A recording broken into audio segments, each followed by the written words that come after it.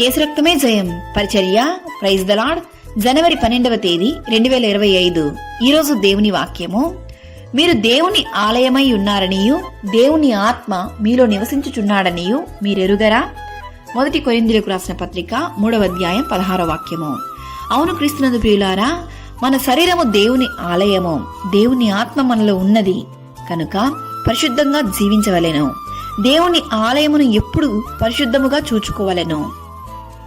ఎవడైనాను దేవుని ఆలయమును పాడు చేసిన ఎడల దేవుడు వానిని పాడు చేయును. దేవుని ఆలయము పరిశుద్ధమై ఉన్నది, మీరు ఆ ఆలయమై ఉన్నారు. మనము ఆత్మను అనుసరించి జీవించు వారమైతిమా, ఆత్మను అనుసరించి క్రమముగా నడుచుకుందుము.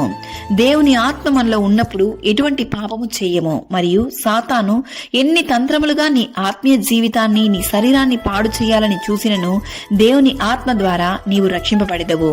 ఈరోజు ఈ వాక్యం వింటున్న ప్రియ సహోదరి సహోదరులారా, నీ శరీరము దేవుని ఆలయము కనుక చెడు మార్గములు, చెడు అలవాట్లు, చెడు సహవాసములను విడిచి పరిశుద్ధముగా జీవించుము. దేవుని ఆత్మ నీలో ఉండి తొలగిపోకుండా ప్రతిదినము పరిశుద్ధతను కాచుకొనుము. యథార్థ హృదయంతో దేవునికి ప్రియమైన బిడ్డగా జీవించి ఆయన నామమును మహిమపరిచే పాత్రగా అనేకులకు సాక్షిగా జీవించము. ప్రభు అయిన యేసుక్రీస్తు కృప మనందరికీ తోడయుండును గాక. ఆమేన్. God bless you.